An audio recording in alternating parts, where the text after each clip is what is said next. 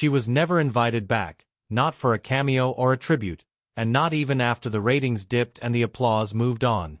One moment, she was Carson's golden girl, and the next she was invisible. No explanation. Just a silent, brutal exile.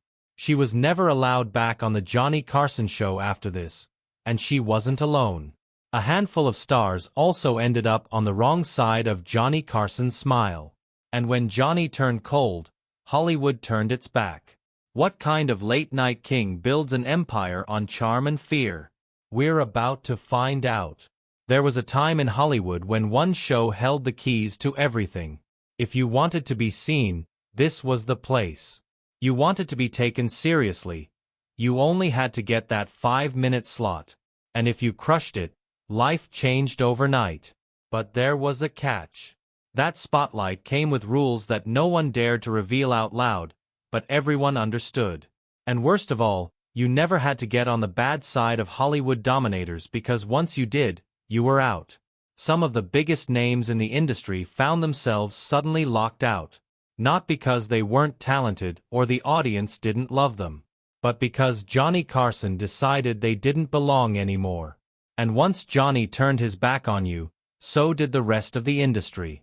The thing is, most people watching at home never saw any of this. They just tuned in for a laugh, but behind the jokes and applause was a quiet tension.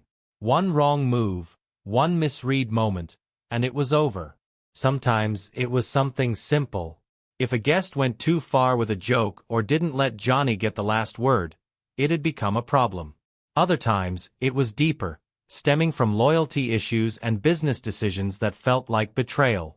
And then there were the personal feuds that started off camera and ended in total silence. What made it even more intense was how subtle it all was. Nobody got called out publicly. There weren't big, dramatic fights or messy headlines. People just stopped showing up. And if you asked around, you got a shrug. Or a quiet, "You know how it is." But for those on the other side of that silence, it was devastating. Years of work could vanish with one missed invitation.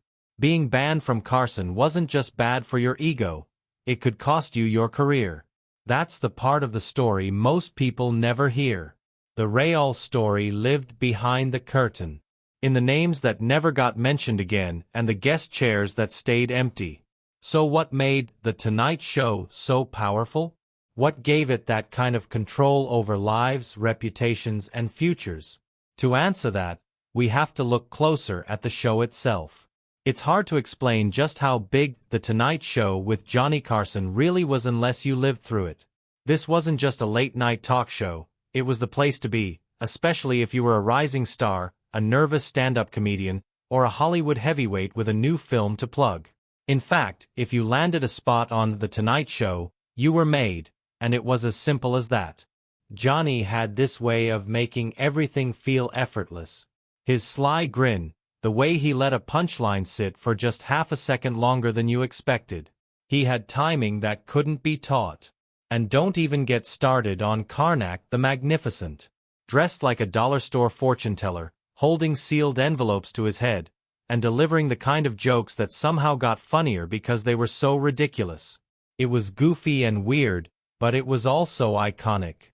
But where the real power came in was how he could easily launch a career with one nod, one laugh, and one simple wave to invite a guest over to the interview chair after their set.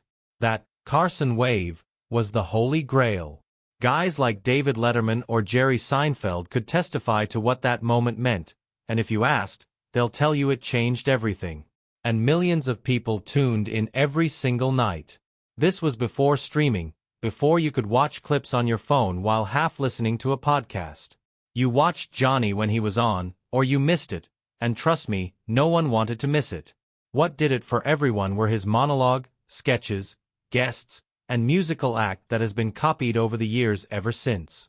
Jimmy Fallon and Jimmy Kimmel, who were also talk show hosts, used it, and even Stephen Colbert, who is the host for The Late Night Show with Stephen Colbert, is also using it right now. Carson didn't just host a show, he invented the blueprint for late-night television as we know it. He effortlessly ran that empire for 3 decades, and for most of it, he was untouchable. But when the cameras stopped rolling and the applause faded out, a different version of Johnny came out. Behind the charm and the jokes, things weren't nearly as smooth. In fact, sometimes they got downright ugly. See, as much as Carson's influence went, it had its downsides, and if you got on his wrong side, there would be repercussions. You wouldn't just be cut from the show, you were cut from the entire conversation. Even though Johnny's approval could make you a star, losing that approval could flat out ruin you. This wasn't just about bruised egos or missing out on a single TV appearance. Getting banned from The Tonight Show back then was like being erased from the industry's memory. Bookers would stop calling, studio executives would get cold feet, and other shows kept their distance, afraid of stepping on Johnny's toes. He didn't have to say a word publicly. His silence was loud enough. Everyone just knew if Carson was done with you, you were done. It was even more brutal because he didn't have to publicly declare it. All he had to do was just talk about his day, and the person on the wrong side of his mic would stop getting booked, and it never goes unnoticed by everyone in the industry. Some comedians tried to brush it off. Others, like Rich Little, learned the hard way. Rich Little was a legendary impressionist that got the boot for making fun of Johnny too many times, even though the official line was that his material had just gone stale. Another comedian was Dana Carvey, who did a spot-on Carson impression while promoting Wayne's World. Carson didn't find it funny, and he didn't say anything about it, but he banned Carvey, just like that. And the scariest part was that there was never a clear line or rulebook to know where the edge was, until you fell off it. So, who dared to challenge Johnny? And who paid the price? If there was anyone Johnny Carson took under his wing, it was Joan Rivers. Back in the 1960s, she was a fresh, no-nonsense comedian with a sharp wit and a fire in her belly that drew Johnny to her. He brought her on The Tonight Show when female comedians weren't exactly the norm, and he made her a regular. More than that, he gave her a shot at national stardom, especially after she was turned down severally for being washed up at just 31 years of age. Joan had been grinding in the clubs, hustling for sets, barely scraping by when Carson brought her onto The Tonight Show. And when she slayed that first set, he turned to the camera, grinned, and told America, "You're gonna be hearing a lot about this girl." That one line changed everything. Overnight, Rivers went from nothing to being hired as a writer for The Tonight Show, thanks to Carson.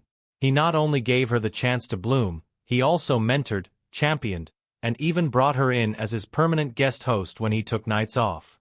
To the outside world, it looked like a dream duo, the king of late night and his trusted queen-in-waiting. But behind all the laughs and applause, a storm was brewing. In 1986, Joan got an offer from Fox to launch her own late-night show. It was groundbreaking news, as Fox was a brand-new network, and this was a chance for her to be the first woman to host a major late-night talk show. She didn't take the decision lightly. According to interviews, Joan was terrified. She didn't want to hurt Johnny, but she also saw that NBC had no plans to give her The Tonight Show when Carson eventually stepped down. And worst of all, she found out from NBC executives that she wasn't even being considered, so she took the Fox deal. But the part that changed everything was that she didn't let Johnny know first. Carson found out through the grapevine and not from Joan. He was furious, and it wasn't the kind of rage you yell about and then get over. Carson was silent, cold, and full of calculated fury. He hung up on her when she called and refused to speak to her ever again. He didn't return her letters and didn't acknowledge her efforts to reach out for years. From that moment on, she was out. Not just off The Tonight Show, she was banned. And blacklisted. Worst of all, anyone who dared appear on her Fox show wasn't welcome on Johnny's couch either. Insiders who worked on the show said Carson felt blindsided. To him, it wasn't about the fact that she left for just a new show. He was more about loyalty. He thought she'd gone behind his back, and in Carson's world, that kind of betrayal wasn't forgivable. She was like a daughter to him, one former staffer recalled. But once you broke that trust with Johnny, you were done. Joan, on her end, was heartbroken. In interviews years later, her voice still cracked when she talked about Johnny. She called him the single most important figure in her career.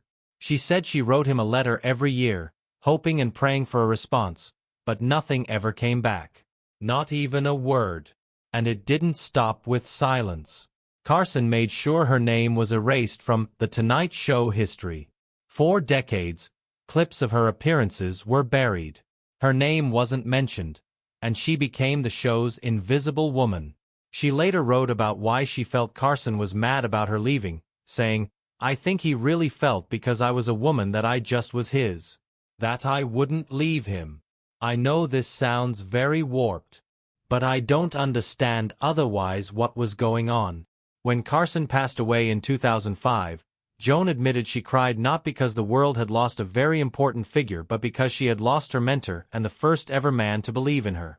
She was even more hurt that he passed away without them being able to reconcile their differences. She once said in an interview, "I would have done anything to make it right. I just wanted to talk. But he wouldn't even look at me." Not everyone got banned from The Tonight Show because they were rude or disrespectful. Some just didn't know when to stop. Some thought they could poke the bear and walk away. But with Johnny Carson, once you crossed a certain line, even if you didn't mean to, you were done. Take Bobcat Goldthwait, for example. The guy was wild and had this loud, unpredictable energy that either made you laugh or made you nervous. One night, he took it too far. During a guest appearance, Bobcat actually lit the chair on fire on purpose and on live television. That was his idea of a stunt, but that didn't sit well with everyone as it was a joke gone bad. Even though Jay Leno was the host at the time, some people thought that Carson wouldn't have been impressed. The network was furious, and Bobcat was banned from the show.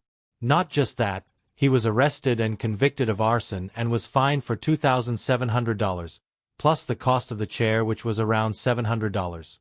He was also sentenced to make public service announcements for fire safety. He never stepped foot on that stage again. That one moment ended his chances with late night for good. Then there's Kathy Griffin. Now, Kathy's whole brand is being bold and loud and unapologetic. She talks about the things most people avoid, and she doesn't really care who gets offended. That attitude didn't sit well with a lot of late-night hosts, especially Jay Leno, who followed Carson. Kathy's edgy humor was seen as too much, and not just once. As time went by, she found herself banned from multiple shows, including The Tonight Show. Carson may not have banned her personally, but she definitely fit the mold of someone who wouldn't have made it past his standards either. One too many off-color jokes, and the doors quietly closed. But then there's Melanie Chartoff, who didn't blow up anything. She didn't curse on air or insult anyone in front of a camera. All she did was make jokes that weren't even a big deal. She usually said things that made other crew members laugh, and even Johnny himself laughed at the jokes. She was amongst the few people who got along well with Carson, and so she didn't have any issues with him. She even appeared as a guest on The Tonight Show, starring Johnny Carson.